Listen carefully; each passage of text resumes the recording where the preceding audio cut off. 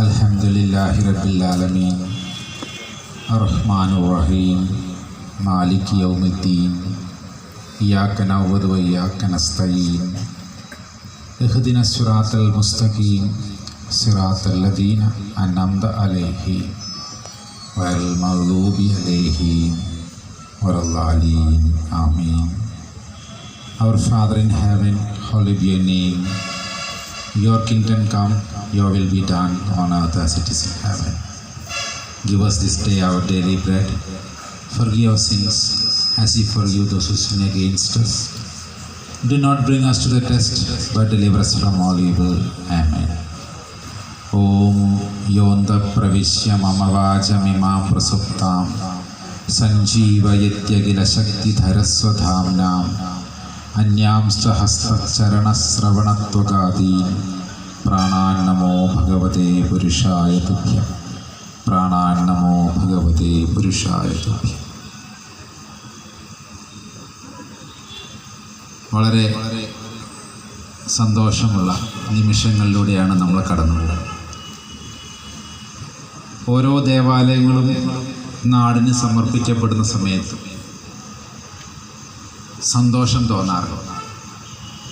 അത് സന്തോഷമാക്കണം എന്ന് തന്നെയാണ് എന്നെപ്പോലുള്ളവരൊക്കെ ആഗ്രഹിക്കുന്നത്.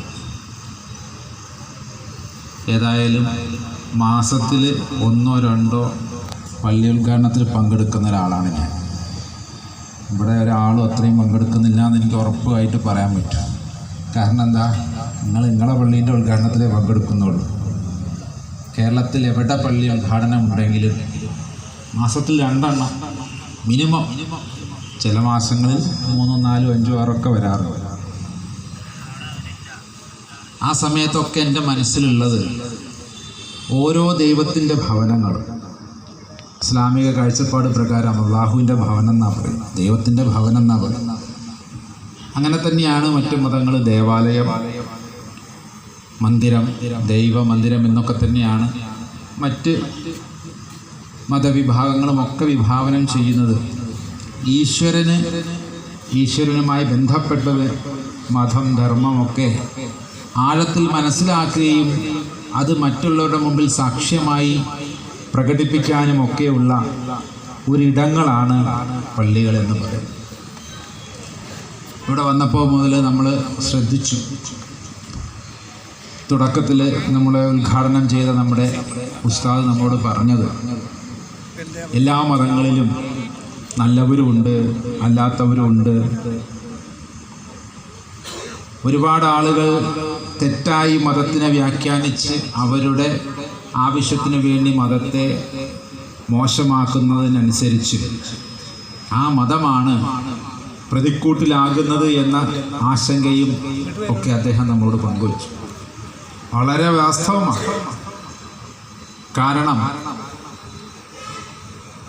വളരെ ചെറിയ ന്യൂനപക്ഷങ്ങൾ ചെയ്യുന്ന ഓരോ മതത്തിലും പെട്ട ചില സ്വാർത്ഥമതികളായിട്ടുള്ള ആളുകൾ, അല്ലെങ്കിൽ എന്താണ് ദീനെന്ന് മനസ്സിലാക്കാൻ ശ്രമിക്കാതെ അതിൻ്റെ ആനുകൂല്യം പറ്റി അതിനെ നശിപ്പിക്കാൻ ശ്രമിക്കുന്നവരാണ് പലപ്പോഴും അവർ ചെയ്യുന്ന പ്രവർത്തനങ്ങളാണ് പലപ്പോഴും ചർച്ച ചെയ്യുന്നതും അതിനനുസരിച്ചിട്ടാണ് മതത്തെ വിലയിരുത്തപ്പെടുന്നതും ചെയ്യുന്നത്. ഈ സമയത്താണ് ഇങ്ങനെയുള്ള ഒരുക്കങ്ങൾ, ഇങ്ങനെയൊക്കെയുള്ള പള്ളികളുടെ പുനർനിർമ്മാണം, ചർച്ചുകളുടെ പുനർനിർമ്മാണം, ക്ഷേത്രങ്ങളുടെ പുനഃപ്രതിഷ്ഠകൾ, അല്ലെങ്കിൽ പുതിയ ക്ഷേത്രങ്ങളുടെ നിർമ്മാണം കുറവാണ്. ഇതേപോലുള്ള പുനർപ്രതിഷ്ഠകളൊക്കെയാണ് പലപ്പോഴും ഉണ്ടാവും. വിപുലീകരണമൊക്കെ നടക്കുമ്പോൾ ആ വേദികളിലൊക്കെ സന്തോഷമായി പങ്കെടുക്കാറുണ്ട്. കാരണം ഇവിടെ ഉണ്ടാകുന്നൊരു സിനർജി, ആളുകൾ കൂടി വന്ന് ദൈവത്തെക്കുറിച്ച് ചിന്തിക്കുകയും ദൈവത്തെക്കുറിച്ചൊക്കെ ലോകത്തിന് കൊടുക്കാൻ അവരുടെ കയ്യിൽ ഒരുപാട് ഉത്തരവാദിത്തങ്ങളുണ്ട്. ശരിക്കും പറഞ്ഞാൽ എന്തിനാണ് മനുഷ്യൻ, ഇപ്പോൾ ഇവിടെ ആരോ പറഞ്ഞു, അച്ഛനാണ് തോന്നുന്നത്, പള്ളിയച്ഛൻ നമ്മളോട് പറഞ്ഞു, ഖുറാനിൽ നിന്ന് അദ്ദേഹം ആകെ ഒരു ആശയമാണ് നമ്മളോട് ഖുറാനിൻ്റേത് എന്ന് പറഞ്ഞത്. മറ്റാശയങ്ങളൊക്കെ നമുക്ക് സ്വീകരിക്കാവുന്ന. അദ്ദേഹം പറഞ്ഞു, മനുഷ്യനെ ദൈവം ആദരിച്ചതായ ഒരു സംഗതി ഖുറാനിലുണ്ട് എന്ന് പറഞ്ഞു. അപ്പോൾ ഞാനിങ്ങനെ ആലോചിച്ചു, ഏതായിരുന്നു ഇപ്പോൾ ആയത്ത്, അല്ലെങ്കിൽ ഏത് സന്ദർഭത്തിലാണത് പറഞ്ഞിട്ടുള്ളത്? സത്യമാണ്, അങ്ങനെ ഒരു സന്ദർഭമുണ്ട് ഖുർആനിൽ. നാം ആദം സന്തതികളെ ആദരിച്ചിരിക്കുന്നു. ഒന്ന് ആലോചിച്ച് നോക്കൂ, മനുഷ്യൻ ആദരണീയരാണ് എന്നും ദൈവം തന്നെ അവരെ ആദരിച്ചിരിക്കുന്നു എന്നൊക്കെ പറയാൻ കാരണം എന്തായിരിക്കും? ഞാനത് കേട്ടപ്പോൾ ഇങ്ങനെ ആലോചിച്ചത് വല്ലാത്തൊരു ആശയം തന്നെയാണത്. ഒന്ന് ആലോചിച്ച് നോക്കുക, എന്തിനു വേണ്ടിയിട്ടായിരിക്കും ദൈവം മനുഷ്യനെ സൃഷ്ടിച്ചത്? ദൈവം മനുഷ്യനെ സൃഷ്ടിക്കുക എന്ന ആ പ്ലാനും പദ്ധതിയും ഇട്ട നിമിഷം മുതൽ ദൈവത്തിന് കോൺഫ്ലിക്റ്റ് തുടങ്ങിയിരുന്നു. ദൈവത്തിന് കോൺഫ്ലിക്റ്റ് എങ്ങനെ? ആദ്യമായി തൻ്റെ ഈ ഒരു ആശയം, മനുഷ്യനെ സൃഷ്ടിക്കണമെന്നൊരാശയം, ഒരു പുതിയ ജീവിവർഗത്തെ ഉണ്ടാക്കണമെന്ന ആശയം ദൈവം പങ്കുവെച്ചത് അന്ന് ദൈവത്തോട് അടുത്ത് നിൽക്കുന്ന, അന്നും ഇന്നൊക്കെ അടുത്ത് നിൽക്കുന്ന മലക്കുകളുടെ ഉസ്താദിനോടാണ്. മലക്കുകളെ സൃഷ്ടിച്ചിരിക്കുന്നത് നിങ്ങൾക്കൊക്കെ അറിയാം, പ്രകാശത്തിൽ നിന്നാണ്. ദൈവം തന്നെ പ്രകാശത്തിൻ്റെ അങ്ങേയറ്റത്തെ രൂപമാണ്. ഈ നമ്മൾ വിചാരിക്കുന്ന ഈ പ്രകാശമൊന്നും അല്ല. ഈ പ്രകാശമൊക്കെ ഉള്ളതുകൊണ്ടാണ് ഞാൻ ഈ കറുത്ത കണ്ണടയൊക്കെ വെക്കേണ്ടി വരുന്നത്. കാരണം എല്ലാ ദിവസവും തന്നെയാണ്. ഈ കണ്ണടിച്ചടിച്ച് പോകാതെക്കാനാണ് കണ്ണടയൊക്കെ ചിലപ്പോൾ ഞാൻ എടുത്ത് ഒന്നും കൂടിയൊക്കെ വെക്കും. കാരണം അവിടെ വന്നിരിക്കുമ്പോൾ വന്നപ്പോൾ അത്ര ലൈറ്റ് ഉണ്ടായില്ല, എന്നെ കണ്ടപ്പോൾ ഒന്നും കൂടി ലൈറ്റ് കൂട്ടി വരും. അപ്പോൾ പിന്നെ പുതിയൊരു കണ്ണാടിയൊക്കെ മേടിച്ചതിൻ്റെ മേലെ ഫിറ്റ് ചെയ്ത് വെച്ചിരിക്കുക.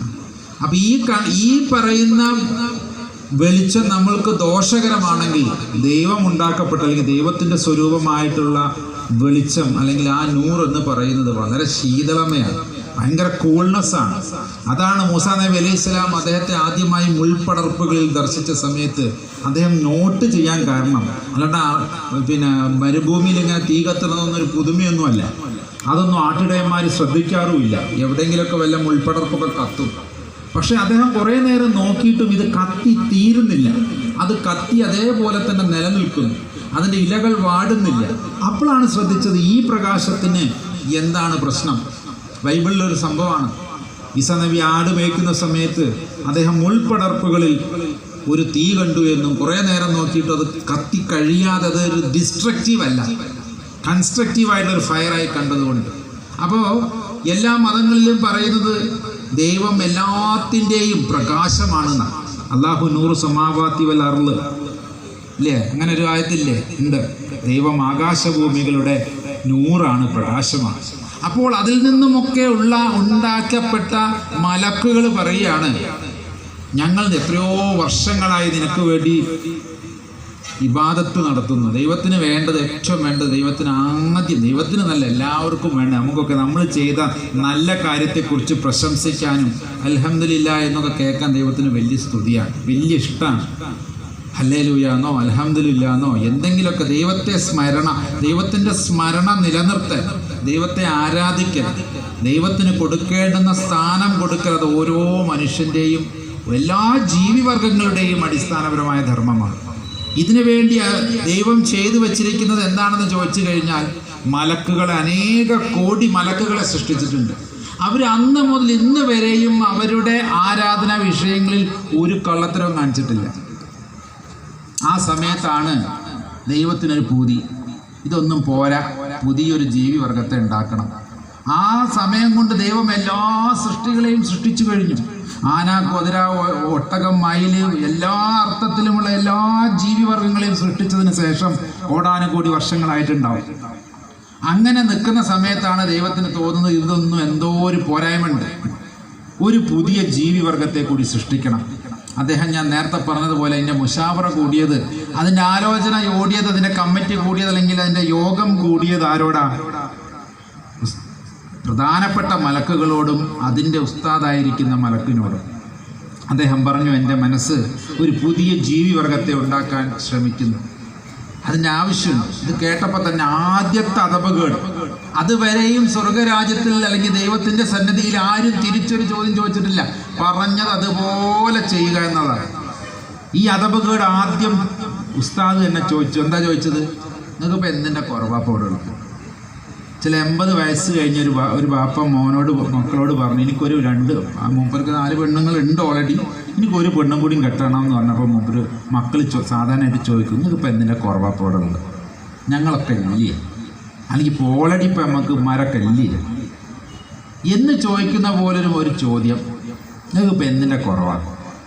എന്തിനു വേണ്ടിയിട്ടുള്ള മലക്കുകൾ ഇവിടെ ഉണ്ട്? കിടന്ന് സുജൂദ് ചെയ്തുകൊണ്ട് ആരാധിക്കുന്നവർ, പറന്നിട്ട് ആരാധിക്കുന്നവർ, തലകുത്തി നിന്നിട്ട് എങ്ങനെയാ ഞങ്ങൾ പറഞ്ഞേച്ചാൽ അതുപോലെ അൽഹംദുലില്ലാ എന്ന് പറയാൻ ഞങ്ങളൊക്കെ ഇവിടെ അല്ലേ, സുബ്ഹാനല്ലാഹ് എന്നൊക്കെ പറയാൻ ഞങ്ങൾ പോരെ? ഇനിയിപ്പോൾ എന്ത് ഉദ്ദേശമാണ് നിനക്കുള്ളത്? എന്ത് ഉദ്ദേശത്തിലാണ് ഒരു പുതിയ ജീവിവർഗം? ഏറ്റവും ബലമുള്ള ആനയെ സൃഷ്ടിച്ചില്ലേ? ഏറ്റവും കാണാൻ ഭംഗിയുള്ള മയിലുകളില്ലേ, കിളികളില്ലേ? എല്ലാ അർത്ഥത്തിലുമുള്ള ഓരോ ജീവിവർഗത്തിനും ഓരോ ഗുണങ്ങളാണ്. അങ്ങനെ ഗുണങ്ങളുള്ള എത്ര എത്ര വർഗങ്ങൾ നീ സൃഷ്ടിച്ചിട്ടുണ്ട്. അതൊന്നും പോരെ നിങ്ങൾക്ക്? ഇനി എന്തിനാ ഒരു പുതിയ കാര്യം? അപ്പോൾ ദൈവം പറയുന്ന കാര്യമുണ്ട്, എൻ്റെ ഉള്ളിലെ ആശയം പറഞ്ഞാൽ നിങ്ങൾക്ക് മനസ്സിലാവില്ല. അതുകൊണ്ട് വലിയ ചോദ്യം ഉത്തരവൊന്നും വേണ്ട, അതിനുള്ള സംവിധാനങ്ങൾ ചെയ്യാം. ഉടനെ തന്നെ മലക്കിന് മനസ്സിലായി ചോദ്യം ചോദിച്ചതും ദൈവത്തിനോട് അതവ് പറഞ്ഞു അതവുകേട് കാണിച്ചതൊന്നും ശരിയായില്ല എന്നുള്ളത് കൊണ്ട് അദ്ദേഹം എന്ത് പറഞ്ഞു? ശരി, നിങ്ങൾ പറഞ്ഞ പോലെ കേൾക്കാം, ഇനി എന്താ വേണ്ടത്? അപ്പോൾ പറഞ്ഞു, എനിക്ക് ഈ പുതിയ ജീവിവർഗത്തെ ഉണ്ടാക്കാൻ. കബീർ ഉസ്താദ് വരുന്നുണ്ട്, മർഹബൻ.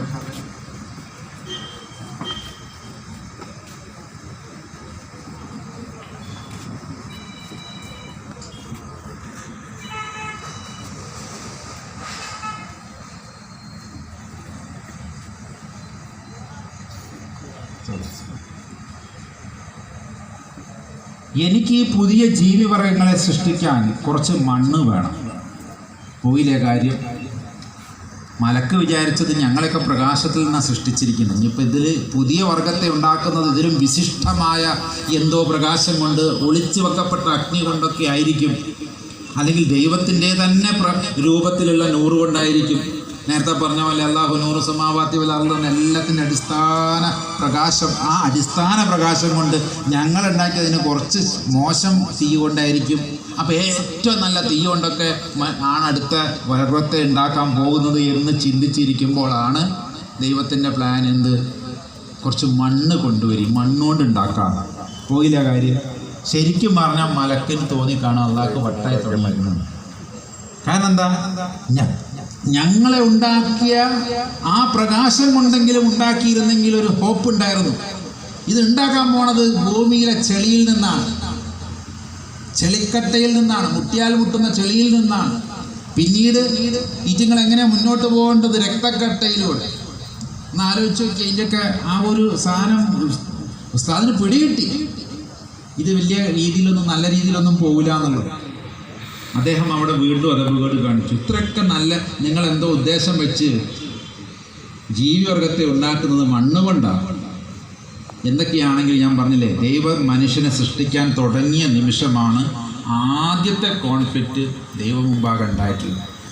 അതുവരെയും അനുയായിയായി നിന്ന്, ഏറ്റവും അടുത്ത വിശ്വസ്തനായി നിന്ന്, മലക്കുകൾക്ക് ഉസ്താദായി നിൽക്കുന്ന ആളുടെ വായിൽ നിന്ന് തന്നെ ഇത്തരത്തിലുള്ള ചോദ്യങ്ങളും മതവുകേടുകളും വന്നു തുടങ്ങി. അപ്പോൾ മനുഷ്യൻ്റെ ഒരു പ്രകൃതമാണ് ഈ കോൺഫ്ലിക്റ്റ് ഉണ്ടാക്കുക. ജന്മമുണ്ട്, ഈ പടപ്പ് തുടങ്ങുന്നതിന് മുമ്പ് തന്നെ ഈ വിഷയത്തിൽ തുടങ്ങിയിട്ടുണ്ട്. എന്തായിരിക്കും മനുഷ്യനെ കുറിച്ച് അപ്പോൾ ദൈവം ഉദ്ദേശിച്ചിട്ടുണ്ടാവുക? അതാണല്ലോ ഇപ്പം ഇന്നത്തെ വിഷയം.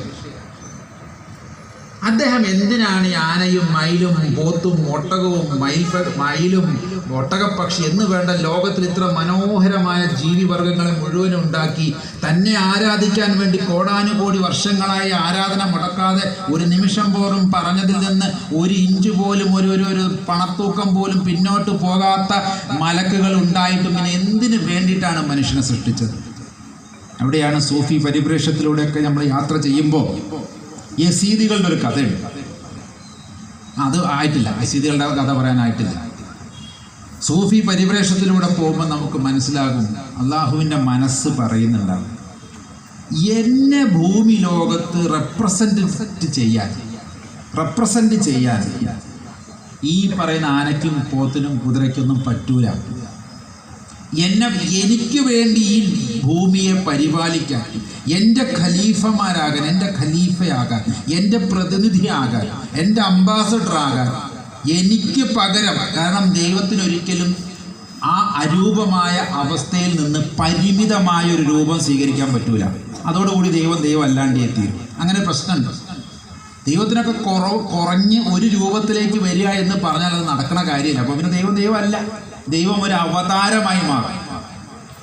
ദൈവം ദൈവമായി നിൽക്കണമെങ്കിൽ കണ്ണില്ലാതെ കാണുകയും മൂക്കില്ലാതെ ശ്വസിക്കുകയും മണക്കുകയും തൊലിയില്ലാതെ തൊടുകയും സ്പർശനം മനസ്സിലാക്കുകയും നാവില്ലാതെ രുചിക്കുകയൊക്കെ ചെയ്യുന്ന അത്തരത്തിലുള്ളൊരു സംവിധാനത്തിനെയാണ് നമ്മൾ ദൈവമെന്ന് മനസ്സിലാക്കേണ്ടത്. അല്ലാതെ ഏതെങ്കിലും ഒരു രൂപത്തിലേക്ക്, മനുഷ്യൻ്റെ രൂപമോ അല്ലെങ്കിൽ ഏതെങ്കിലും ഒരു ജീവിവർഗത്തിൻ്റെ രൂപത്തിലേക്കോ ഒതുങ്ങി ഈ ലോകത്തിലേക്ക് വരിക എന്ന് പറയുന്നത്, ഭൂമിയിലേക്ക് ഇങ്ങനെ ഇറങ്ങാന്ന് പറയും. എത്ര കോടാനുകൂടി ഗ്രഹങ്ങൾ വേറെ ഉണ്ട്.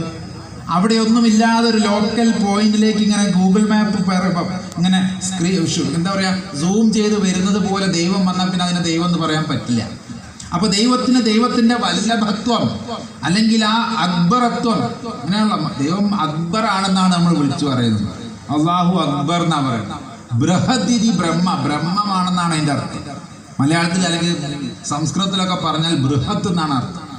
ബൃഹദ് ഇസിക്വൽ ടു അക്ബർ. ദൈവം അതുകൊണ്ടാണ് അതിന് ബ്രഹ്മം എന്നൊക്കെ പേരിട്ടിരിക്കുന്നത്. അത്രയ്ക്കും കോംപ്രിഹെൻഡ് ചെയ്യാൻ പറ്റാത്ത ദൈവത്തിൻ്റെ കാര്യം നടത്താൻ വേണ്ടി ഭൂമി ലോകത്തിലേക്ക് അവതരിച്ചാൽ ദൈവത്തിനത് പരിമിതിയാണ്. അതുകൊണ്ട് ആ പരിമിതി മറികടക്കാൻ വേണ്ടി ദൈവം തീരുമാനിക്കുകയാണ്, എന്നെ റെപ്രസെൻ്റ് ചെയ്യുന്ന ഒരു ജീവിവർഗത്തെ ഞാൻ ഉണ്ടാക്കേണ്ടിയിരിക്കുന്നു. അങ്ങനെയാണ് ആദം നബി അലൈഹിസ്സലാം എന്ന പ്രൊജക്റ്റ്, മാനവികൻ എന്ന പ്രൊജക്റ്റ്, മനുവിൻ്റെ ആദ്യത്തെ മനുഷ്യൻ ഇവിടെ ഉണ്ടാവണം. ഏതായാലും അതോടുകൂടി സാധനങ്ങളൊക്കെ മൂപ്പരെ സെറ്റ് ചെയ്ത് ഉണ്ടാക്കിയതിന് ശേഷം അദ്ദേഹത്തെ വിളിച്ച്, അങ്ങനെയാണല്ലോ ഒരു പുതിയ പോലീസുകാരൻ അല്ലെങ്കിൽ പുതിയൊരു SI CI ഒരു ചാർജ് എടുത്തു കഴിഞ്ഞാൽ എന്താ ചെയ്യുക? അദ്ദേഹത്തെ അവിടുത്തെ പോലീസുകാരൊക്കെ വന്ന് ഒരു സല്യൂട്ടൊക്കെ ചെയ്യുന്നൊരു പരിപാടിയുണ്ട്. എല്ലാവരും അവരുടെ രീതിയിലൊക്കെ നിൽക്കും.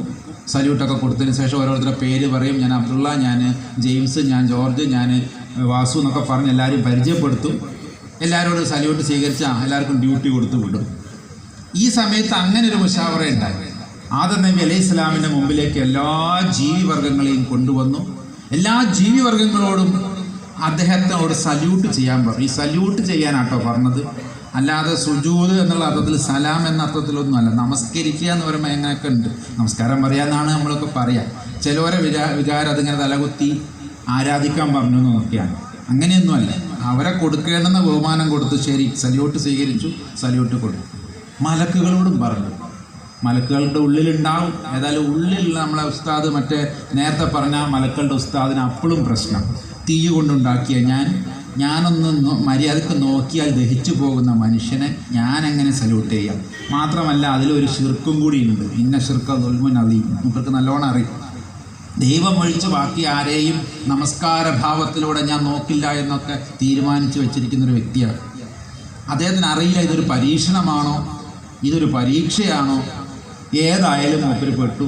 മൂപ്പര് ദൈവത്തോട് മറുതലിച്ചു, പുറത്താക്കി. ബാക്കിയുള്ളവരൊക്കെ പറഞ്ഞതുപോലെ ശ്രദ്ധിച്ചു.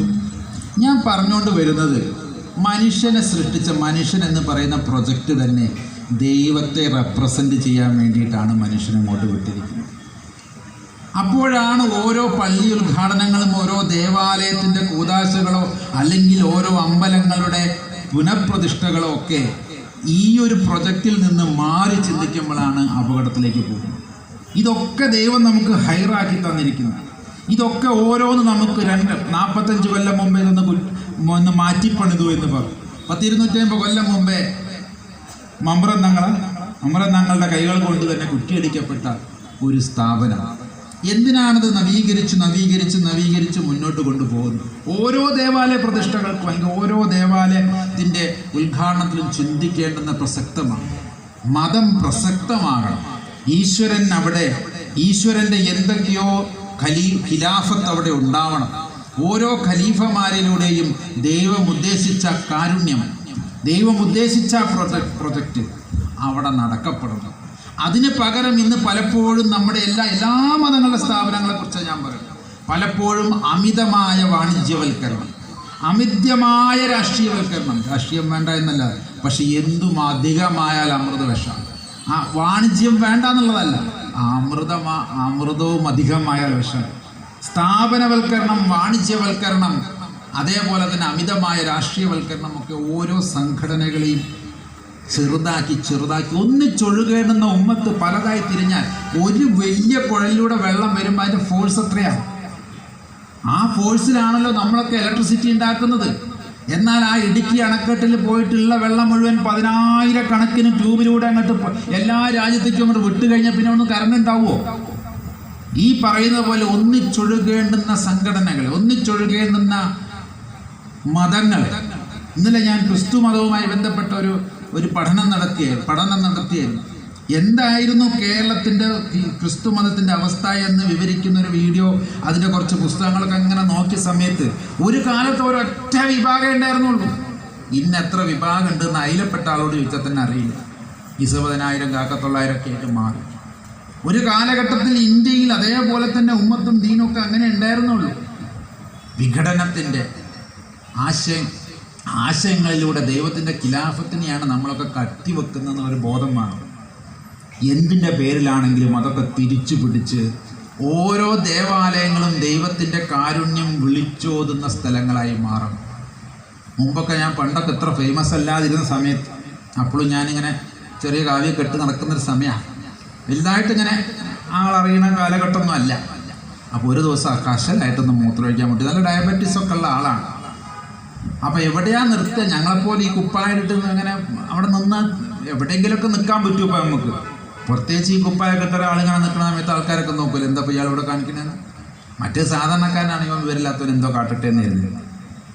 അപ്പോൾ കശലായി. ഞാൻ കുറേ നേരം ഇങ്ങനെ പതുങ്ങി ഞാൻ ഡ്രൈവറോട് പറഞ്ഞു എവിടെയെങ്കിലും എന്തെങ്കിലും നോക്കണം. അപ്പോൾ കുറച്ചടുത്ത് ചെല്ലുമ്പോഴൊന്നും പെട്രോൾ പമ്പില്ല, അങ്ങനെയുള്ള സ്ഥലങ്ങളും പൊതു സ്ഥാപനങ്ങളൊന്നുമില്ല. കുറച്ചടുത്ത് ചെന്നപ്പോൾ ഒരു നല്ല പള്ളികൾ, അൽഹംദുലില്ലാ. പിന്നെ ഞാൻ അങ്ങനെ നോക്കി. അപ്പോൾ നോക്കുമ്പോൾ അത്യാവശ്യം നമുക്ക് കയറാൻ പറ്റുന്ന, പെട്ടെന്ന് ഇങ്ങനെയൊക്കെ ഒരു വേഷം ഉള്ള ആളുകളെ സ്വീകരിക്കാൻ പറ്റുന്ന വിഭാഗങ്ങളുണ്ടല്ലോ, അങ്ങനത്തെ ഒരു ഗ്രൂപ്പിൻ്റെ പള്ളിയാണ്. അതൊക്കെ നമുക്ക് കണ്ടറിയാം കേട്ടോ. കോലം ഭാവം ബോർഡൊക്കെ കണ്ടറിയാം ഇത് ഏത് സംവിധാനമാണെന്നുള്ളത്. അപ്പം ഞാൻ അതിലുള്ള കയറി. അപ്പോൾ അധികം ആൾക്കാരൊന്നുമില്ല. അപ്പോൾ അവിടെ ഒരു മോൻ ഇരിക്കണില്ല. ഞാൻ ചോദിച്ചു, ചാവി ഒന്ന് തരുമോ, ഒന്ന് മൂത്രമൊഴിക്കാനാണ്. അത് പൂട്ടി ഉസ്താദ് പോയിക്കണമെന്ന്. ഇനി ഇപ്പോഴാണ് വരിക, ഇനി ബാങ്ക് കൊടുക്കാൻ 3:30-4 മണി ആ സമയത്ത് എത്തുള്ളൂ. അപ്പോൾ ഏകദേശം 2:30 മണി ആയിട്ടുള്ളൂ. അപ്പം ഞാനന്ന് വെറുതെ ചിന്തിച്ചു, അങ്ങനെയൊക്കെ ചിന്തിക്കാൻ പാടുണ്ടോയെന്നറിയില്ല. അതൊരു മൂത്രം വയ്ക്കാനും കൂടി ഈ സ്ഥാപനങ്ങളെ കൊണ്ടൊന്നൊരു ഉപകാരമില്ല. അത്യാവശ്യം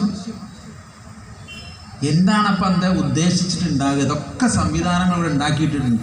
പക്ഷേ വരുന്ന ആർക്കെങ്കിലും എല്ലാവരും സ്വീകരിക്കുന്ന ഒരു ഗ്രൂപ്പുമാണ്. അതായത് ഉള്ളിലേക്ക് എല്ലാവരും വന്നോളി എന്ന് പറയുന്നൊരു ഗ്രൂപ്പും കൂടിയാണ്.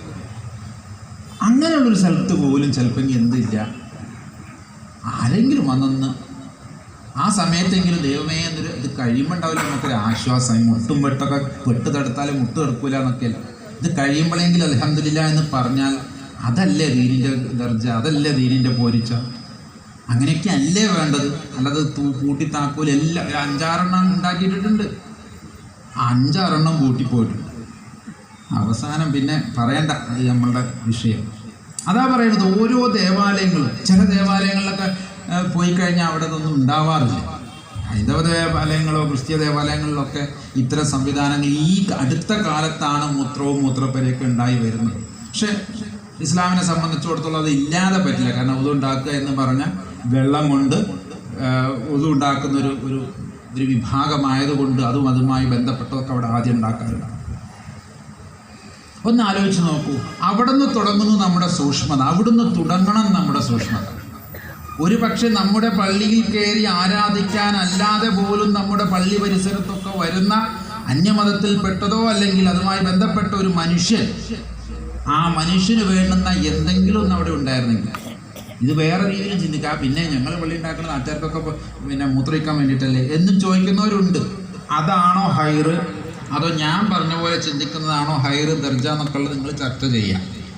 അതിനിപ്പോൾ ഉസ്താദൊക്കെ വന്നിട്ടുണ്ട്, ഉസ്താദൊക്കെ അതിനൊക്കെ സഹായിക്കും. രണ്ട് രീതിയിലും ചിന്തിക്കാം. ഞങ്ങൾക്ക് തന്നെ ഉസ്താദ് താക്കൂലായിരുന്നില്ല. പിന്നെ ഇപ്പോൾ കണ്ട പിന്നെ റോട്ടിൽ കൂടെ പോണവർക്കൊക്കെ പിന്നെയല്ലേ കൂട്ടിൽ കുറച്ച് ഇല്ലേ, അങ്ങനെയുണ്ട് ചില ഉസ്താദുമാർ. ഒന്നുമില്ല, വൃത്തികേടാക്കുന്നതുകൊണ്ടാണ്. അതൊക്കെ മാനേജ് ചെയ്യാൻ നല്ല ബുദ്ധിമുട്ടുണ്ടാവും. ഇതൊക്കെ നമുക്കറിയാം, ഒക്കെ അറിഞ്ഞിട്ടായി പറയുന്നത്.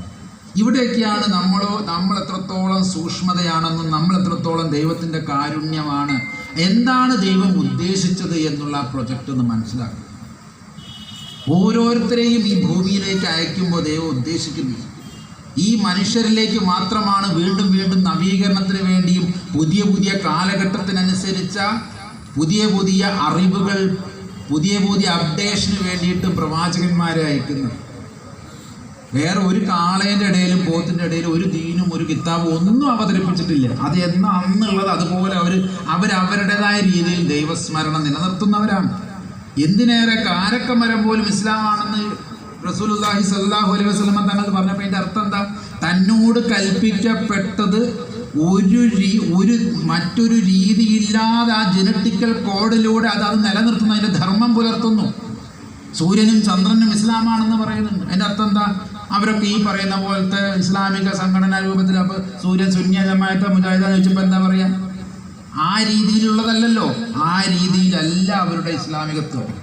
അവരിൽ നിക്ഷിപ്തമായിരിക്കുന്ന കടമകൾ കൃത്യമായി ചെയ്യുന്നവരാണ് ഓരോ ജീവിവർഗവും. കാരക്കമരവും സൂര്യനും ചന്ദ്രനും ഇവിടുത്തെ ഓരോ ഈച്ച പോലും.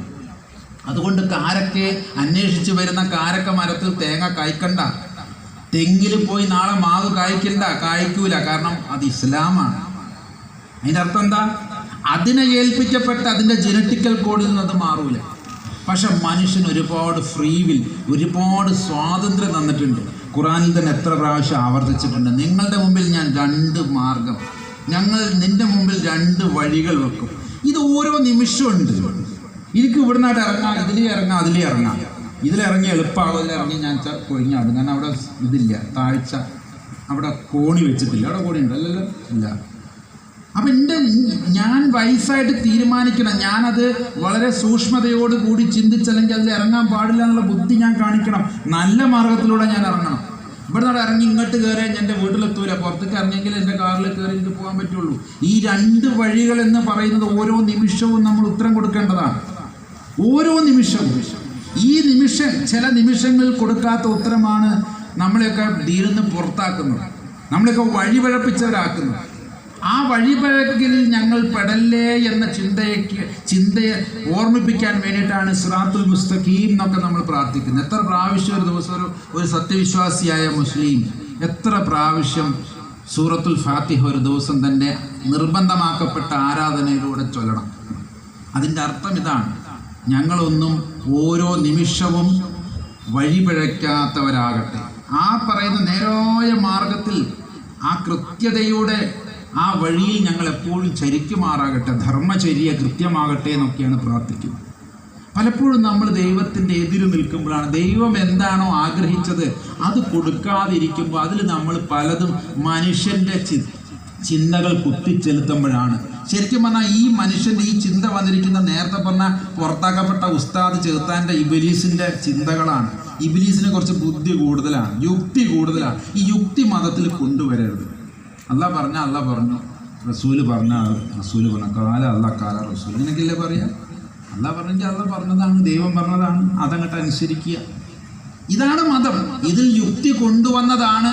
യുക്തി നല്ലതാണെന്ന് കരുതി നമ്മൾ കുറേ യുക്തി ആരുടെയൊക്കെയോ യുക്തി കടമെടുത്തുകൊണ്ട് നമ്മൾ ഈ പറഞ്ഞ കമ്പാരിറ്റീവ് സ്റ്റഡിയും അതിലെ യുക്തിവാദവും അതിൻ്റെ എറ്റിമോളജിയും തിയോളജി എന്ന് വേണ്ട കുറച്ച് ഓളജികളൊക്കെ കൂടുതൽ പഠിച്ചു പോയതും പഠിപ്പിച്ചു പോയതുമാണ് ഇന്നിപ്പോൾ നമ്മളുടെയൊക്കെ എല്ലാ മതങ്ങളിലും പ്രശ്നം.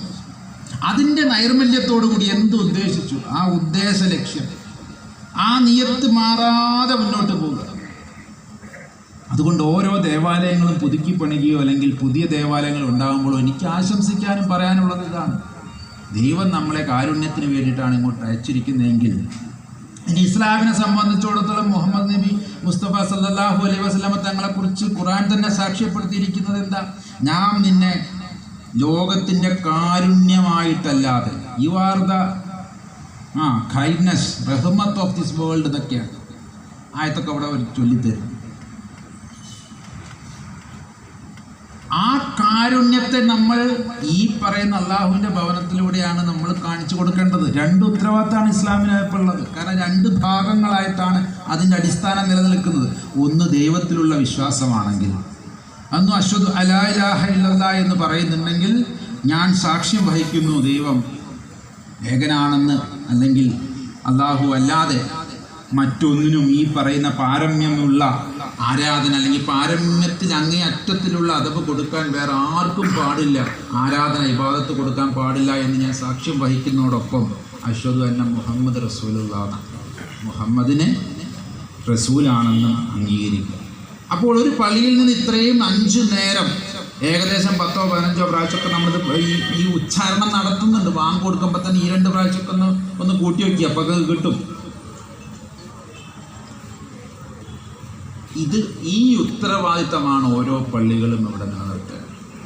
ഈ ഉത്തരവാദിത്തമാണ് അതാത് മതങ്ങളിൽപ്പെട്ടവർ, അവരും ദൈവകാരുണ്യം തന്നെയാണ് മനുഷ്യരുടെ മുമ്പാകെ മുന്നോട്ട് വെക്കേണ്ടത്.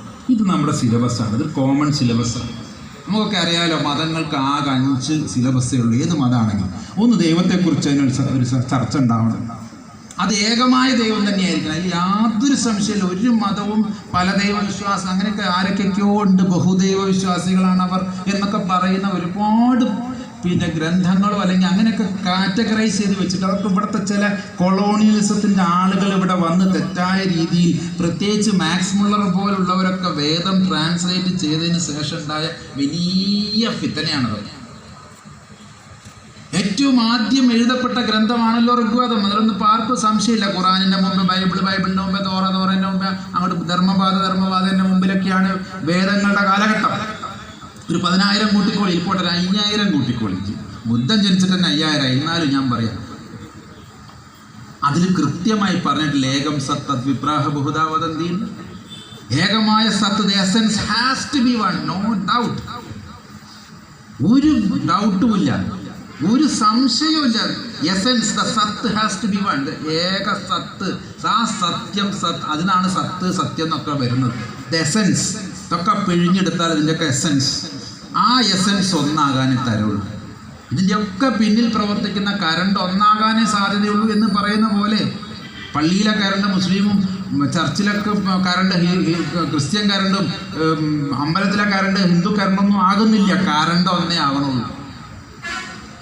പിന്നെ എവിടെയാണ് നമ്മൾ രണ്ടാമത്തെ വിഷയം, അതിൻ്റെ പ്രവാചകന്മാരോടുള്ളത്.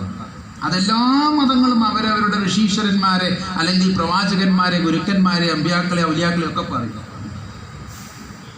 അത് കഴിഞ്ഞിട്ടോ അച്ഛനമ്മമാരോടുള്ള കടമ പറയും. അതാണ്, കുടുംബത്തിലാണ് നമ്മൾ ജനിച്ചത്. നമ്മൾ ഈ ഭൂമിയിലേക്ക് വന്നത് എയർപോർട്ട്, നമ്മുടെ എയർപോർട്ട് എന്ന് പറയുന്ന ഉമ്മയുടെ ഉദരമാണ്. നമ്മൾ വന്നിറങ്ങിയത് അവിടുന്നാണ്. അതുകൊണ്ട് അച്ഛനമ്മമാരിൽ അമ്മയ്ക്ക് വലിയ സ്ഥാനം കൊടുക്കുന്നുണ്ട് എല്ലാ മതങ്ങളും. അതോടൊപ്പം മറ്റുള്ളവരോടുള്ള കടമ.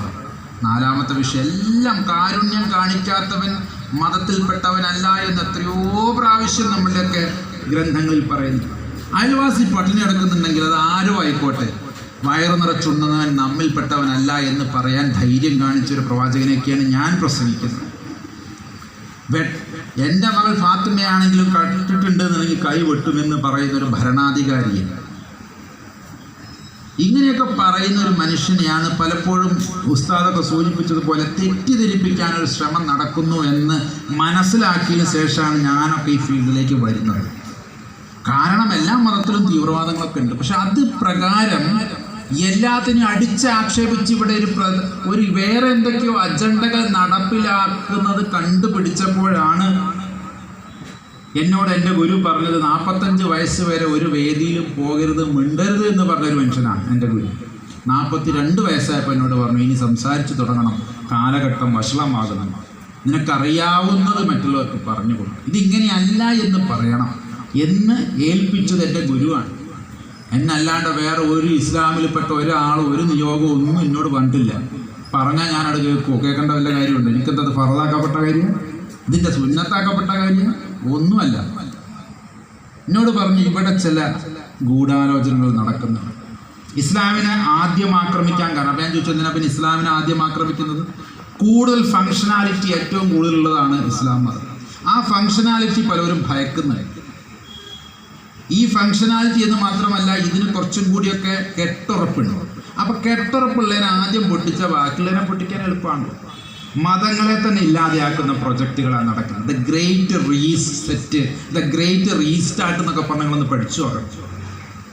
ഇതൊക്കെ റീസ്റ്റാർട്ട് ചെയ്തിട്ട് മതമില്ലാത്തൊരു സമൂഹം, തന്തയാര്, തള്ളയാര്, അമ്മയാര്, മക്കളാര് പെങ്ങളാര്, അനിയനാര്, ഏട്ടനാരെന്ന് അറിയാത്ത സർവ്വലോകം ഈ പറയുന്ന മൃഗങ്ങളെ പോലെ പോകുന്നൊരു സമൂഹം അവിടെ ഉണ്ടായിട്ട്, അതിലൂടെയൊക്കെ ഒരുപാട് സൂക്കേടുകൾ ഉണ്ടായിട്ട്, അതിനൊക്കെ ഒരുപാട് റിസർച്ചും മരുന്നൊക്കെ ആയിട്ട് ഇപ്പോൾ കൊറോണ വന്നപ്പോൾ തന്നെ ഒന്ന് ആലോചിച്ച് നോക്കുമല്ലോ എന്തൊക്കെ ഇവിടെ നടത്തുകയും ഇപ്പോൾ പറയണ ഒക്കെ ചെയ്യണവർ വല്ലാത്ത പ്രശ്നത്തിലാണെന്നും പറയുന്നു. ഇങ്ങനെയൊക്കെ മനുഷ്യനെ കൊണ്ട് നമ്മുടെയൊക്കെ ആരാധനാലയങ്ങൾ എന്തിനാ കൂട്ടിയിട്ടത്? എത്ര 44 വെള്ളിയാഴ്ചകളൊക്കെ മുടങ്ങിയ പള്ളികളുണ്ട്. ജുമായിൽ തിരുപ്പതി അമ്പലം 2000-ലേറെ വർഷങ്ങളായി വിളക്കെത്തിച്ചിരുന്ന അമ്പലമാണ്, അവിടെ നിർത്തി. മാർപ്പാപ്പയുടെ 2000 വർഷമായി കുർബാന അനസ്യൂതം നടന്നുകൊണ്ടിരുന്ന പള്ളികളായിരുന്നു റോമിലുണ്ടായിരുന്നു, അതും നിർത്തി. എന്നിട്ട് ഇപ്പം ആർക്കും എന്താ ഉണ്ടായത്? എന്നിട്ട് ഇപ്പം കുട്ടികളുടെ വിശ്വാസം ഇല്ല എന്നൊന്നും നമുക്ക് വല്ല കാര്യമുണ്ട്. അതുകൊണ്ട് ഓരോ അമ്പലങ്ങളും പള്ളികളും മസ്ജിദുകളും മുന്നോട്ട് വെക്കേണ്ടത് ദൈവത്തിന് വേണ്ടി നിൽക്കുന്നവരാവണം. ദൈവത്തെ ഇല്ലാതെയാക്കാനും ദൈവത്തിൻ്റെ പക്ഷത്ത് നിന്ന് ആളുകളെ കുറയ്ക്കാനും ഇവിടെ സംഘടിത ശ്രമം നടക്കുന്നുണ്ട്. ഇന്നിപ്പോൾ തന്നെ ഒന്ന് ആലോചിച്ച് നോക്കി, നമ്മളൊക്കെ ഇപ്പോൾ ഏത് മതത്തിലാണ് സത്യത്തിൽ? ആകെ 2-3 മതമുണ്ട് ഇപ്പോൾ. ഒന്ന് ഐഫോൺ മതം, ഒന്ന് ആൻഡ്രോയിഡ് മതം. നിങ്ങൾ ഏത് മതമാണ് ഉസ്താദ്? IPhone, Android? IPhone, Android. അപ്പോൾ ഞാനും ഉസ്താദ് ഒരേ മതം, ബാക്കിയൊന്നും ഇല്ല. നിങ്ങളെ വിചാരം കബീർ ബാക്കവി ഉസ്താദ് ഇസ്ലാമും ഞാൻ ഹിന്ദു അല്ലെങ്കിൽ എന്താ ഈ മനുഷ്യൻ എന്താന്ന് പലരും ചോദിക്കും. എന്തോ ആണെന്നൊക്കെ വിചാരിച്ചിരിക്കുന്നത്. ഞാനും മൂപ്പരൊക്കെ ആൻഡ്രോയിഡ് മതം. 24 മണിക്കൂർ ഇതാണ് ഇബാദത്ത്. ഇതിങ്ങോട്ട് കിട്ടിയിട്ടില്ലെങ്കിൽ കുട്ടികളൊക്കെ വയലൻ്റ് ആകുക. ജുമായ്ക്ക് പോയിട്ടില്ലെങ്കിലും സുബൈ നിസ്കരിച്ചിട്ടില്ലെങ്കിലും ഇതിനൊന്നും ഒരു കുഴപ്പമില്ല. പക്ഷെ ഇത് കയ്യിലില്ലെങ്കിൽ എന്തോ ഇല്ലാത്ത പോലെ, അണ്ടി പോയാൽ എന്താ അണ്ണാനെ പോലെ എന്നൊക്കെ പറയില്ല. അണ്ണാനിങ്ങനെ ഇതിരുന്നിങ്ങനെ പലതും ഇങ്ങനെ മാങ്ങാണ്ടിയൊക്കെ തിന്നു, അത് പോയി കഴിഞ്ഞാൽ എൻ്റെ മുഖം കാണണം. വല്ലാത്തൊരു ഇച്ഛാഭംഗവും വിഷമമാണ് ആ അണ്ണാനൊക്കെ ആ സമയത്ത്. ഇങ്ങനെയൊക്കെയുള്ള രൂപത്തിലേക്ക് നമ്മളെയൊക്കെ മതം മാറ്റി നമ്മളെയൊക്കെ ആകെ നശിപ്പിക്കുകയാണ്. ഈ ടെക്നോളജി വന്നതാണ്. ഞാൻ എപ്പോൾ ഇവിടെ ഇരിക്കുന്ന ആലിമ്യങ്ങളോട് എനിക്കൊരു ഇതുള്ളത്, ഈ ദജ്ജാൽ എന്ന് പറയുന്ന കരണ്ടാണോ എന്ന് എനിക്ക് വല്ലാത്ത സംശയം തുടങ്ങിയിട്ടുണ്ട്. കാരണം ഈ ദജ്ജാൽ മല തിന്നു എന്ന് പറയുന്ന പോലെയും വെള്ളം വറ്റിക്കുന്നൊക്കെ കുടിച്ചു തീർക്കുന്നൊക്കെ ഞാൻ കേട്ടിട്ടുണ്ട്. ഈ മോട്ടറും കരണ്ടും ഇതൊക്കെ തന്നെയല്ലേ ചെയ്യുന്നത്. ഒരു കുളത്തിലൊരു മോട്ടർ വെച്ച് കൊടുത്ത നിമിഷ നേരം കൊണ്ട് അത് കുടിച്ച് വറ്റിക്കുന്നത്. അല്ലാതെ ഈ കൊമ്പും പാലും വെച്ച് വരുന്ന സാധനമാണോ ദജ്ജാൽ, അതും എനിക്കറിയില്ല. പണ്ഡിതന്മാർക്ക് വിട്ടുകൊടുക്കുക, കാരണം അതിൻ്റെ വിഷയമല്ലല്ലോ. പക്ഷെ ഇതെനിക്ക് വായിക്കാൻ വലിയ രസമാണ്. ഞാൻ കരുതും എത്ര നിമിഷം കൊണ്ടാണ് മല മാന്തണത്. നമ്മളെ JCB മാന്തൽ ഇതൊക്കെ ദജ്ജാലിൻ്റെ കരണ്ട് ഈ കരണ്ടിലിറങ്ങി ഈ JCB വർക്ക് ചെയ്യും. അതിനെക്കുറിച്ചൊക്കെ ചിന്തിച്ച് നോക്കി. ദജ്ജാൽ വന്നിക്കണോ അതോ ഈ മല നക്കിൻ്റെ ഒരു താച്ചുമത്താത്ത ചെറുപ്പത്തിൽ ചോറുന്ന സമയത്ത് പറഞ്ഞു തന്ന കഥയാണ്. ദജ്ജാൽ മല നക്കി അവസാനം രാവിലെ സുബൈ വാങ്ങ് കൊടുക്കുമ്പോൾ മുഴുവൻ പുറത്തേക്ക് ചാടുന്നൊക്കെയാണ് കഥ. അപ്പോൾ ഞാൻ രക്ഷപ്പെട്ടു ഞാൻ ഇങ്ങനെ സന്തോഷിക്കും. അപ്പോൾ സുബൈ വാങ്ങ് കേൾക്കാൻ വേണ്ടി ഇങ്ങനെ കിടക്കും. എവിടേക്കോ നമുക്ക് ഈ ടെക്നോളജി വല്ലാതെ നമ്മളെയൊക്കെ ദൈവത്തിൽ നിന്ന് അകറ്റുന്നുണ്ടെങ്കിൽ, അതിപ്പോൾ ദജ്ജാലാണൊക്കെ ഞാൻ സംശയം അല്ലെങ്കിൽ ഒരു വെറുതെ തമാശ പറഞ്ഞാട്ടോ. എനിക്ക് ആണെന്നോ അല്ലാന്നോ എൻ്റെ അഭിപ്രായമല്ല. ആണെങ്കിലും എനിക്ക് സന്തോഷം, അല്ലാന്നുണ്ടെങ്കിലും സന്തോഷം. പക്ഷേ എൻ്റെ കയ്യിലിരിക്കുന്ന ഈ സാധനം ദൈവത്തെ റീപ്ലേസ് ചെയ്യുന്നതായിരിക്കരുത്. ഇനിയിപ്പോൾ AI കൂടി വന്നു കഴിഞ്ഞുള്ള സ്ഥിതി എന്താ? Artificial intelligence. എന്തെല്ലാം കുടുക്കുകളാണ്. ദൈവത്തിൻ്റെ ഇൻ്റലിജൻസ് പോരെ നമുക്ക്. ആ ദൈവത്തിൻ്റെ ഇൻ്റലിജൻസ് മര്യാദയ്ക്ക് മനുഷ്യൻ്റെ ഇൻ്റലിജൻസായി മാറിയാൽ പോരെ. ഇതിനപ്പുറത്തേക്ക് നമുക്ക് ഇനിയിപ്പോൾ നിർമ്മിത ബുദ്ധിയും കൂടി വേണോ? നിർമ്മിച്ച ബുദ്ധി പോരെ? പടച്ചോ നിർമ്മിച്ചു തന്ന ബുദ്ധിയൊക്കെ പോരെ? നമ്മളെ കുട്ടികളൊക്കെ എങ്ങോട്ടൊക്കെയാണ് പോണത്? അപ്പോൾ ഇതിനൊക്കെയുള്ള ചർച്ചകളും കാര്യങ്ങളും നടക്കുന്ന ഒരു കേന്ദ്രമായി മാറണം നമ്മളെ പള്ളികൾ. അല്ലാണ്ട് എന്തോ ഒരു എന്താ പറയുക, നിർബന്ധമാക്കപ്പെട്ട 5 നേരത്തെ നിസ്കാരവും എത്രയും പെട്ടെന്ന് അത് കഴിഞ്ഞിട്ട് നമ്മളെ ബാക്കി വിഷയങ്ങളിലേക്ക് പോവുകയൊക്കെ ചെയ്യുന്നത്. ഇപ്പം തന്നെ നമുക്കറിയാം. എനിക്ക് ഗൾഫിലൊക്കെ കണ്ടിട്ടുണ്ട്. അറബികളൊക്കെ നിസ്കരിക്കുന്നതിനിടയിൽ ഫോണിൽ വെക്കും. ഞാൻ നിസ്കരിക്കുകയാണെന്നാണ് പറയണത്. നമ്മൾ ഇത് കഴിഞ്ഞിട്ട് പറഞ്ഞു. ഇവിടെ ഒന്നും അങ്ങനെ കണ്ടിട്ടില്ല. കണ്ടാൽ ഞാൻ തല്ലാൻ പിന്നാലെ ഉണ്ടാവുന്ന കുട്ടിക്കോളി. ജാമി ഏത് പള്ളിയിലും കയറും, മനസ്സിലായിരുന്നു. അമ്മാരുടെ പരിപാടി കേരളത്തിലേക്ക് വേണ്ട. കുറച്ച് പേരെങ്കിലും ഇത് ഇവിടെയെങ്കിലും അത് കൊണ്ടു നടക്കും. ഞാൻ കണ്ടിട്ടുണ്ട്. ഞാനൊക്കെ ഗൾഫ് ജാമ്യങ്ങളിലൊക്കെ ഒരുപാട് പോയിട്ടുണ്ട്. ഈ നിസ്കരിക്കുന്നതിൻ്റെ ഇടയിൽ വർത്തമാനം മണങ്ങാണ്ട് വെച്ചിട്ട് പല സ്ഥലത്തും കണ്ടിട്ടുണ്ട്. അതൊന്നും അനുകരിക്കേണ്ട കാര്യങ്ങളൊന്നുമല്ല. അത് അറബി ചെയ്താലോ അനറബി ചെയ്താലോ അതൊന്നും അല്ല മതം. അതുകൊണ്ട് അധികം ഞാൻ നീട്ടി പറയുന്നില്ല. മഴയൊക്കെ അങ്ങനെ 1-2 തുള്ളികളൊക്കെ ആയി സ്വാമി ആയതുകൊണ്ട് ഇരിക്കുകയാണ്. വല്ലാണ്ട് മഴ ചെയ്താൽ സാങ്ങിയായാലും വേണ്ടില്ല, മൂലയായാലും വേണ്ടില്ല, എല്ലാവരും നീക്കും. അതുകൊണ്ട് പറഞ്ഞതൊക്കെ ഇതുമായി ബന്ധപ്പെട്ടതാണ്. മാത്രമല്ല എനിക്ക് നല്ലോണം സമയമൊക്കെ തന്നിട്ടുണ്ട്. ആ സമയം ഇനി കുറച്ചും കൂടി ഉണ്ട്. ഞാൻ ഏതായാലും എടുക്കുന്നില്ല. കാരണം എന്നോട് പറഞ്ഞത് ഇതാണ്, മുഖ്യപ്രഭാഷണമാണ് നിങ്ങൾ നടത്തിക്കോളി എന്ന് പറഞ്ഞത്. മുഖ്യമല്ല, ഈ വേദിയിലെ മുഖ്യപ്രഭാഷണം കഴിഞ്ഞിട്ട് കബീർ വാക്കവി ഉസ്താദിൻ്റെ മുഖ്യപ്രഭാഷണം ഉണ്ടായിരിക്കുന്നതാണ്. ഏതായാലും എനിക്ക് സന്തോഷമാണ്. ഇങ്ങനെയുള്ള ഞങ്ങളുടെയൊക്കെ ചെറുപ്പകാലത്തിൽ എൻ്റെ അമ്മ പറഞ്ഞതൊരു കാര്യമുണ്ട്. ഓരോ ദേവാലയത്തിലും പുതിയതായി പോകുമ്പോൾ, പ്രത്യേകിച്ച് അതിൻ്റെ കൂദാശകൾ, അതിൻ്റെ പ്രതിഷ്ഠകൾ, ഇങ്ങനെയുള്ള പള്ളി ഉദ്ഘാടനങ്ങളൊക്കെ ചെയ്യുമ്പോൾ നമുക്ക് ഓരോ നിയത്തും പ്രാർത്ഥനകൾക്കുള്ള അവസരം ഉണ്ടെന്നാണ്. നിങ്ങൾക്ക് ആ വിശ്വാസം ഉണ്ടാവുമെന്ന് എനിക്കറിയില്ല. ആ സമയത്ത് അത് പ്രത്യേക ദുആയായി അല്ലെങ്കിൽ പ്രത്യേക പ്രാർത്ഥനയായി ദൈവം സ്വീകരിക്കുന്നൊക്കെയാണ് എൻ്റെ അമ്മ എന്നോട് ചെറുപ്പത്തിൽ പറഞ്ഞത്. അപ്പോൾ ഞാനും അങ്ങനെ, ഞാൻ പറഞ്ഞില്ല, ഇപ്പോൾ മാസത്തിൽ 2 or 3 മിനിമം ഒരു 2 പള്ളി ഉദ്ഘാടനം അല്ലാതെ ശ്രമിക്കില്ല. കഴിഞ്ഞ ഒരു 4-5 വർഷങ്ങളായിട്ട് അങ്ങനെയാണ്. എല്ലാ മാസവും 2 പള്ളി ഉദ്ഘാടനം. ഒരു പക്ഷേ കബീർ ഉസ്താദ് പോലും പോകുന്നതിനേക്കാൾ കൂടുതൽ പള്ളി ഉദ്ഘാടനം ഞാൻ പോകുന്നുണ്ട്.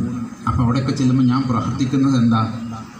ദൈവമേ, ശാന്തിയും സമാധാനവും നിൻ്റെ ധർമ്മവും നിലനിർത്താൻ നീ തന്നെ എന്തെങ്കിലുമൊക്കെ ചെയ്യണേ. കാരണം മനുഷ്യനെ വേർതിരിക്കുന്ന രീതിയിലേക്ക് പോകുന്ന അവസ്ഥയിൽ നിന്ന് മാറി ഈ ലോകം ശാന്തിയും സമാധാനം നിൻ്റെ പ്രൊജക്റ്റ് പുലരണേന്നാണ്. എന്തിനാ വേണ്ടിയിട്ടാണോ നീ മനുഷ്യനെ സൃഷ്ടിക്കപ്പെട്ടത്? നിൻ്റെ കാരുണ്യം കാണിക്കാനും നിൻ്റെ റെപ്രസെൻറ്റേറ്റീവ് ആകാനും അങ്ങനെ അമലുകൾ, സ്വാലിഹായിട്ടുള്ള അമലുകൾ ചെയ്യാനും വേണ്ടിയിട്ടാണ്. അതൊക്കെ നിലനിർത്തുന്നവരായി ഞങ്ങളുടെ മനുഷ്യ സമൂഹത്തെ മാറ്റണേ എന്നൊറ്റ പ്രാർത്ഥന. എനിക്ക് വേണമെങ്കിൽ എനിക്ക് വീടുണ്ടാകണേ, കാറ് മാറ്റാൻ പറ്റണേ എന്നൊക്കെ വേണമെങ്കിൽ പ്രാർത്ഥിക്കാം. പക്ഷെ ഒരു സ്ഥലത്തും ഞാനത് പ്രാർത്ഥിക്കുന്നു, ഈ സമൂഹത്തിന് വേണ്ടിയിട്ടാണ് പ്രാർത്ഥന. അപ്പോൾ നിങ്ങളും എന്നെ നിങ്ങളുടെ പ്രാർത്ഥനയിൽ ഉൾപ്പെടുത്താമെങ്കിൽ ഉൾപ്പെടുത്തി പ്രാർത്ഥിക്കുക. ഏതായാലും ഓരോ പ്രോഗ്രാം ചെയ്യുമ്പോഴും ഞാൻ എഴുതി വെക്കാറുണ്ട്, ഞാനതെടുത്ത് എൻ്റെ പ്രാർത്ഥനയിൽ ഓർക്കാറുണ്ട്. അപ്പം നാളെ മുതൽ അല്ലെങ്കിൽ ഇന്നത്തെ രാത്രിയിലെ പ്രാർത്ഥനയിൽ താഴേക്കോട് ജുമാഅത്തിൽപ്പെട്ട എല്ലാവരെയും ദൈവമേ നല്ല രീതിയിൽ മുന്നോട്ട് കൊണ്ടുപോകാൻ സഹായിക്കണമെന്ന് ഞാൻ പ്രാർത്ഥിക്കുമെന്ന് എനിക്ക് ഉറപ്പ് തരുന്നു. അങ്ങനെയൊക്കെ നമ്മുടെ സൗഹൃദങ്ങളും നമ്മുടെ ഈ കൂടെ ഇരുന്നു കൊണ്ട് ഇത്തരം വേദികൾ കുറവാണ്. നിങ്ങളൊന്ന് ആലോചിച്ച് നോക്കി. ഇത് എപ്പോഴും ഉണ്ടാക്കണം. നിങ്ങൾ ഈ പള്ളി ഉദ്ഘാടനത്തിന് വേണ്ടി മാത്രമല്ല ഉണ്ടാക്കണം. എന്തെങ്കിലുമൊക്കെ അവസരം കിട്ടുമ്പോൾ നമുക്ക് ഇങ്ങനെയൊക്കെയുള്ള സൗഹാർദ്ദ സമ്മേളനങ്ങൾ ഉണ്ടാക്കി പുതിയ പുതിയ വിഷയങ്ങൾ കൊടുത്ത് പുതിയ പുതിയ രീതിയിൽ എങ്ങനെയാണ് മതത്തിനെ പുനർവിന്യാസം ചെയ്യേണ്ടത്, എങ്ങനെയാണ് പുനർസംസ്ഥാപനം ചെയ്യേണ്ടത്, എങ്ങനെയാണ് പുതിയ ദവാത്തിൻ്റെ രീതികൾ എങ്ങനെയായിരിക്കണം. AI വന്ന സമയത്ത് ഇപ്പോഴും നിങ്ങൾ പല രീതിയിലും പഴയ രീതിയിൽ ഒന്നും പോയാലൊന്നും ചിലപ്പോൾ ശരിയാവില്ല. പുതിയ കുട്ടികളെ എങ്ങനെ സ്വീകരിക്കണം, എങ്ങനെ അവരെ വിശ്വാസത്തിൽ ഉറപ്പിക്കും, ഇതൊക്കെ നമുക്ക് കൂട്ടമായി എന്ന് ചിന്തിക്കേണ്ടതാണ്. അതുകൊണ്ട് അത്തരം കൂട്ടായിട്ടുള്ള മജ്‌ലിസുകളൊക്കെ ഇനിയും അവസരം ഉണ്ടാക്കണമെന്ന് അഭ്യർത്ഥിച്ചുകൊണ്ട് എന്താണ് ഈ അവസരത്തിൽ പ്രാർത്ഥിക്കേണ്ടത്? സാധാരണ പ്രാർത്ഥിക്കുന്ന പോലെ റബ്ബനാ തഖബ്ബൽ മിന്നാ ഇന്നക അൻത സമീഉൽ അലീം. ദൈവമേ, ഇത് ഞങ്ങളുടെ അമല് സ്വാലിഹായിട്ട്, ഈ സ്വാലിഹായിട്ടുള്ള അമല് ഞങ്ങളിൽ നിന്ന് സ്വീകരിക്കട്ടെ. ഇബ്രാഹിം നബിയും കൂട്ടരും കഅബ പുതുക്കി പണിതപ്പോൾ, കഅബ എന്നൊരു കുറച്ച് കല്ലിൻ്റെ കൂമ്പാരമായിരുന്നു, അതൊരു സ്ട്രക്ചർ ആക്കിയുള്ളൂ. അവർക്ക് കഴിയാവുന്ന രീതിയിൽ ഇബ്രാഹിം നബി മക്കൾ വന്നിട്ട് അവർ ദൈവത്തോട് പ്രാർത്ഥിച്ചു, ഞങ്ങൾക്ക് ഇപ്പോൾ ഇത്രേ കഴിയുള്ളൂ, ഈ കല്ലെടുത്ത് വെച്ച് ഒരു സ്ക്വയർ രൂപത്തിലൊക്കെ ആക്കി നിൻ്റെ സ്മരണ നിലനിർത്തുന്ന ഒരു സ്മാരകമാക്കി ഞങ്ങളത് നിലനിർത്തും. ഒരു ദേവാലയം എന്നും പറയാനുള്ള സ്ട്രക്ചറൊന്നും ആയിട്ടില്ല. അവർ പറഞ്ഞു, ദൈവമേ, ഇത് ഞങ്ങളിൽ നിന്നൊരു നല്ല പ്രവൃത്തിയായി, ഒരു ധർമ്മ പ്രവൃത്തിയായി നീ ഞങ്ങളെ സ്വീകരിക്കണം, അങ്ങനെ നീ അനുഗ്രഹിക്കണേ എന്ന് പറയുന്നത് പോലെ ഇത്രയും കോടികൾ ചെലവഴിച്ച് നമ്മൾ ദൈവത്തിൻ്റെ മഹിമ, റസൂലിൻ്റെ പ്രത്യേകതകളൊക്കെ പറയുന്ന സ്ഥലങ്ങളായി, അതിൻ്റെ പ്രതിഫലനമായി പുറത്തോട്ടും കാരുണ്യം പ്രവഹിക്കുന്നൊരു കേന്ദ്രമായി ഇത് മാറട്ടെ എന്ന് ആശംസിക്കുകയും ഇത് നമ്മുടെ കടമയാണ്, കർത്തവ്യമാണെന്ന് ഓർമ്മിപ്പിക്കുകയും ചെയ്തുകൊണ്ട് ഞാൻ നിർത്തുന്നു. നമസ്കാരം. ഈ സ്നേഹസംഗമത്തിൽ പങ്കെടുത്തുകൊണ്ട് സൗഹാർദ്ദ സന്ദേശം നൽകിയ സ്വാമി ആത്മദാസ് യമിക്ക് താഴേക്കോട് മഹലിൻ്റെ മെമൻറ്റോ മഹല്ല് ഖാദിയും പ്രസിഡൻറ്റുമായ KK അബൂബക്കർ മുസ്ലിയാർ കൈമാറുന്നു.